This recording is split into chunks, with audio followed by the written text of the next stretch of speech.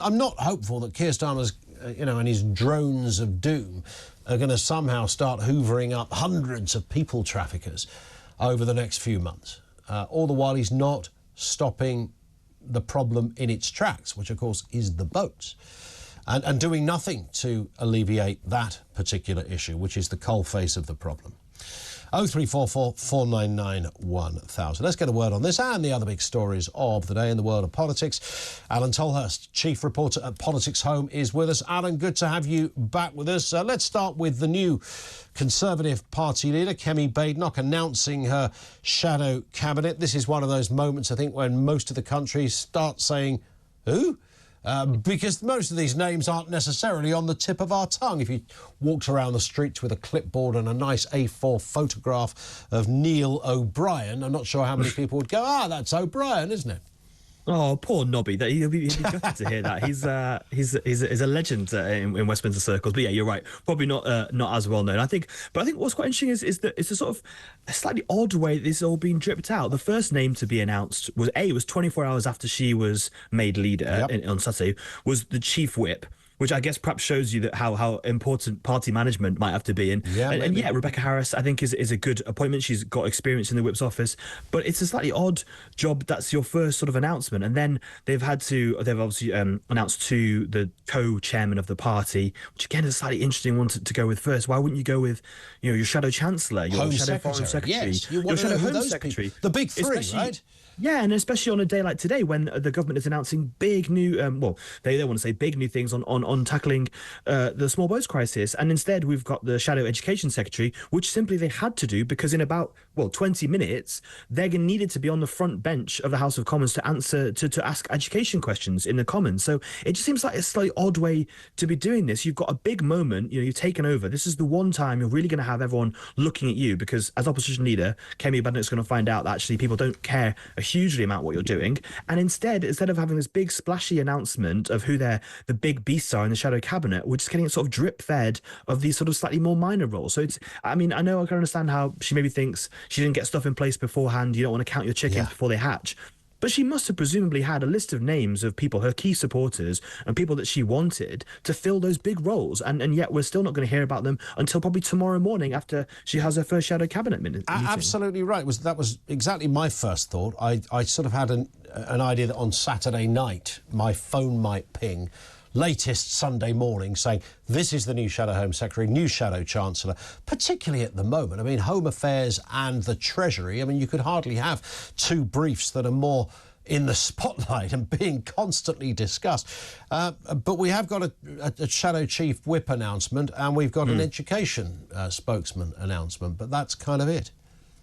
Yeah, and I think as well, it seems an odd way to be doing it, and I think also she's not got a great number of MPs to choose from. You need an awful lot of people for an entire front bench. And once you take out the people who can't serve, so there are people who are select committee chairs, there are people who are on the executive of the 1922 committee who can't serve, and then those people, the sort of grandees who are too long in the tooth to be back on the front bench, plus those people who've ruled themselves out, James Cleverly, but also we know people obviously like Rishi Sunak, Jeremy Hunt, Oliver Dowden, Steve Barclay, who aren't going to do it. You're actually not left with a huge number of people to choose from to fill all those gaps. So, I mean, maybe that's part of the problem, is that essentially trying to find round pegs for round holes. There's not actually that many people. There's only 121 MPs in total to actually fill all those positions. Yeah. The other issue, of course, that is, and this was sort of maybe bound to happen, bit of criticism coming Badenoch's way. Apparently she's not the right kind of black woman to be in that job. I don't know how many women, black people or brown people, do the Tory party have to have in prominent positions before someone might go, they've done pretty well at this diversity thing, that lot? Yeah, and I think it's pretty unfortunate for the fact is that we're discussing this and we're discussing those comments by those retweet by Dawn Butler. I think as well, if you're in the Labour Party, you've got an issue with the fact that you've never had a female leader while Conservatives have had 3 female prime ministers.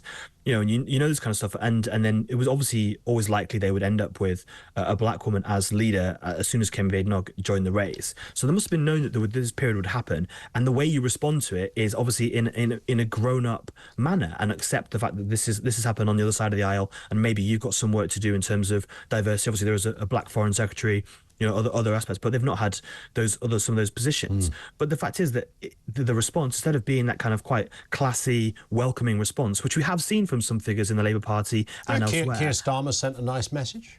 Exactly. And possibly even had a phone call as well, which we're not even aware of. Right, and there's a Lib Dem MP, Josh Brabender, who's also got Nigerian background, who's talking about how it's great to see these kind of things, and lots of other people have done as well. But instead, it's been overshadowed by these comments, and I think will continue to be until we hear from, I guess, from Dawn Butler kind of drawing a line under this, really. Yeah, indeed.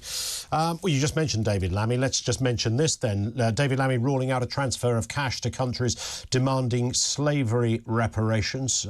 He's talking about how financial compensation is really not the only way to deal with this. There are other ways you can tackle injustices, perceived or otherwise, and who's responsible for them, perceived or otherwise. The Prime Minister considering non-cash alternatives like debt relief and things like that, and I think Lammy is pretty much saying the same thing here.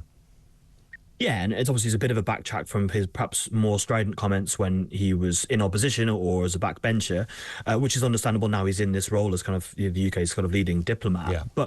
And I think you're right. I think there have been lots of kind of global calls for things like debt relief to third world countries, to other countries. That have been going on for a long time. Not just about kind of around reparations, but it's something that the West has talked about in relation to the global South for a long time. So I don't necessarily think this is a new idea, but yeah, it's certainly a way of, I guess, a kind of squaring that circle when it comes to things like reparations, and obviously the calls from the Commonwealth we saw at the meeting last month, and obviously the fact is that in lots of countries this is a live question as we move forward, into the 21st century. I wonder how that works in the minds of a politician. When David Lammy first got the job as Foreign Secretary, he'd have been aware that coming around the corner at some point will be a discussion about reparations. And when he went home with his family that night, he must have said, look, I've just checked on YouTube. There's 750 videos of me going absolutely incandescent about reparations for these countries. Now I've got to stand up publicly and say, I don't actually believe anything I just said before. Now, he's not the first person to find himself in that compromise of what you say in opposition compared to what you can do in power. But it's a pretty high-profile example of that. It is, and in a sense, it's interesting that it's come quite early on in his tenure. It means that obviously they can get their line out, which is this. He's in Nigeria at the moment, and he spoke about looking at these kind of non-financial means or other ways of providing reparations that are not simply just a transfer of a huge amount of money. And I think the fact is that's the line that they're going to try and use. We saw Keir Starmer talking about similar things as well last month. So therefore, they're going to, I guess, get this line out. And as you say, people say things in opposition.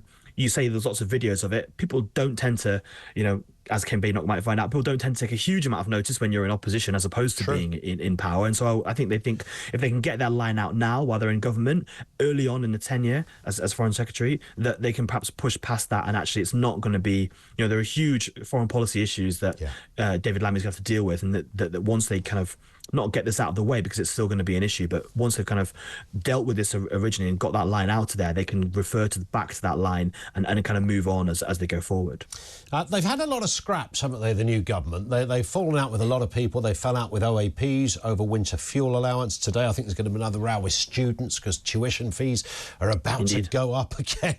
And farmers as well. I mean, with private schools, VAT, we've got that group as well. Didn't really expect the farmer one to come out of the budget, but, something that nobody had really discussed, I don't think, at any length or even thought about what the policy was when it came to inheritance tax and specifically farming, which was always treated as a sort of different kind of industry because of what it does and what it supplies, etc.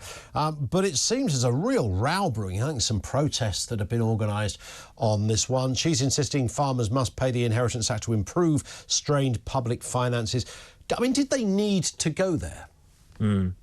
Well, perhaps not a case of whether they needed to. I think it's how they've gone about it. There's often talk around budgets of, getting the comms right as well as the policy, be able to roll the pitch on this kind of. We knew for a long time a lot of the things that they were going to announce, in fact, a lot of the stuff in the budget was not new at all because it had been so thoroughly kind of briefed out or speculated on beforehand.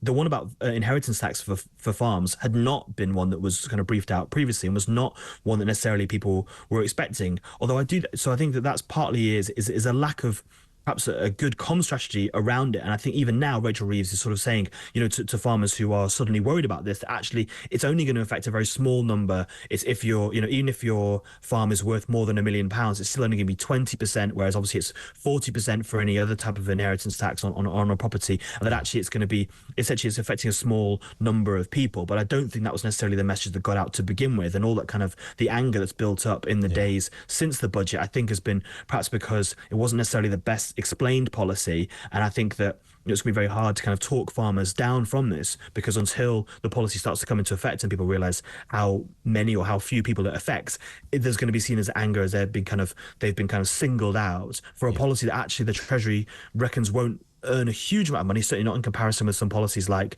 increasing national insurance for employers. It's not going to raise that much money, but it does feel like it's attacking a certain type of person. Indeed, it certainly does. Listen, Alan, always a pleasure. Thank you for being with us. Alain Tolhurst, Chief Reporter at Politics Home.